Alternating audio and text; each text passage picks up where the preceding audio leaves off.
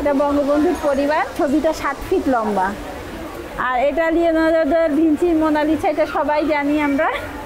এটা হলো এসএম সুলতানের ছবির উপরই আমি সুতার উপর করেছি। এটা মাওলানা ভাসানী শেরি বাংলা বঙ্গবন্ধু সহ গুণীজনদের অবয়ব দেখে আপনার মনে হতে পারে সাধারণ একটি চিত্রকর্মের প্রদর্শনী, তবে একটু খেয়াল করলেই ধরা দেবে আলাদা এক শিল্পী সত্তা। রং তুলির বদলে যেখানে নেওয়া হয়েছে সুতো। আর এই শিল্পকর্মের কারিগর চিত্রা নদী পাড়ের মেয়ে ইলোরা পারভিন। সুলতান কাকু যখন ছবি আঁকতেন তখন মানে প্রথম আমি যখন বুঝতে পারি শিখি, তখন আমার বয়স 8 বা 10 এরকম। তো তখন আমি সুলতান কাকুর পাশে বসে বসে ছবি আঁকা দেখতাম। ওনার শিষ্য দুলাল চন্দ্র সাহা, দাদাকে বললাম যে দাদা এইটা ছবি আঁকেন আপনারা, উঁচু নিচু কি করে হয়?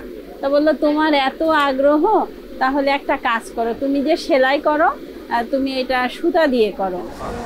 21 পদকপ্রাপ্ত এসএম সুলতানের হাতে শখের বসে শুরু ছবি আঁকা। পড়াশোনা শেষে সেই শখই হয়ে ওঠে তার কর্মজীবন। ছোট্ট হৃদয়েও আমার একটা কৌতূহল তৈরি হয়েছিল যে কাকু ছবি আঁকতেছেন, এটা উঁচু নিচু কি করে হয়, সমান একটা কাগজ বা কাপড়ের উপর। তো যেমন নাকটা একটু লম্বা, হাতটা গোল, একটা মুখের একটা নির্দিষ্ট মানুষের শেপ হয়ে যাচ্ছে। তখন থেকে আমি বিভিন্ন ফিগারগুলো আমি বিভিন্নভাবে সেলাই করতাম, কিন্তু যে আলো ছায়ার যে একটা খেলা, ওইটা আমি আমার মাস্টার্স পরীক্ষা দেওয়ার পরপরই আমি শুরু করছি।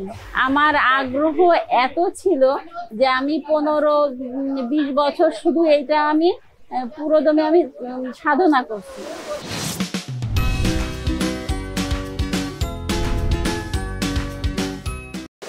শিল্পী তার মনের কথা ফুটিয়ে তোলেন শিল্পকর্মে, জায়গা দখল করেন দর্শকের মনে। ইলোরা পারভিনের ছবিও প্রশংসা কুড়াচ্ছে সাধারণের।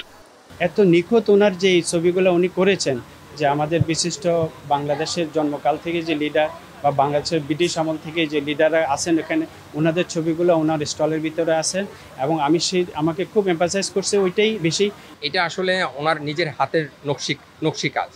এই জিনিসটা যখন আমরা ই কমার্সের মাধ্যমে রিয়েলিটিটা মানুষের মাঝে যখন ফুটিয়ে তুলতে পারবো, তখন মানুষ খুবই আগ্রহের সাথে জিনিসটা গ্রহণ করবে। আজকের এই পরিচিতি আনতে তাকে পরিশ্রম করতে হয়েছে বছরের পর বছর। 90-এর দশকের শুরুর দিকে 8-10 বছর বয়সে শুরু করা কাজ আজ পরিণত হয়েছে। 40টার মতো ছবি হলো। তখন হলো আমি ধানমন্ডি ড্রিক গ্যালারিতে একটা প্রদর্শনী করলাম। ওখানে হাসান মাহমুদ নামে একটা ভদ্রলোক আসলেন, উনিও শিল্পী। উনি আমাকে বললেন যে তুমি এইটা সেলাই করেছো? তো আমি বলছি জি।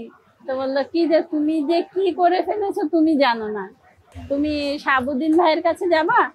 তো সেইভাবে ওনার বাসায় আমাকে নিয়ে গেলেন। শাহাবুদ্দিন স্যার 4 ঘন্টা আমার ছবি দেখলেন।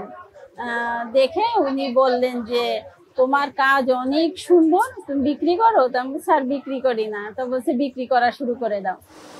ভিন্নধর্মী এই চিত্রকর্মের রপ্তানি সম্ভাবনাও দেখছেন এফবিসিসিআই এর সিনিয়র ভাইস প্রেসিডেন্ট। দেখেন, এটা এক্সপোর্ট করার যথেষ্ট সম্ভাবনা অবশ্যই আছে। এটা দিয়ে আমাদের বিদেশি আমাদের ফরেন কারেন্সি আর্ন করার সুযোগ আছে, কিন্তু উনি এককভাবে করেন। একটা সিঙ্গেল পিস হয়তো কেউ ভালো লাগলো, সেটা আপনি দিতে পারলেন, কিন্তু কেউ যখন অর্ডার করবে তখন তো আমি ইচ্ছা করলে 1000 পিস 10,000 পিস আমি যখন দিতে অর্ডার চাইবে তখন তো উনি দিতে পারবে না। সেই জায়গায় আমার সক্ষমতা বিল্ড আপ করতে হবে।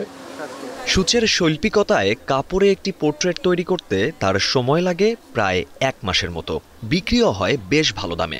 20,000 থেকে শুরু করে তার চিত্রের দাম ওঠে লাখের ঘরে। সম্প্রতি জাতীয় জাদুঘর তার 11টি চিত্র কিনেছে 11 লাখ টাকায়, যেখানে রয়েছে 7 জন বীর শ্রেষ্ঠের ছবি।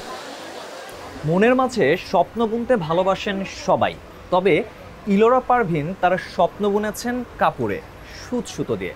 এঁকেছেন অনেক গুণীজনের ছবি, এঁকে চলেছেন চাহিদা অনুযায়ী বিভিন্ন জনের পোর্ট্রেট। এখন তার ইচ্ছা এই শিল্পকে বিস্তৃত আকারে রূপ দেয়া এবং নতুনদের মাঝে এর আগ্রহ তৈরি করা। মাহফুজা রেফিন, এখন, ঢাকা।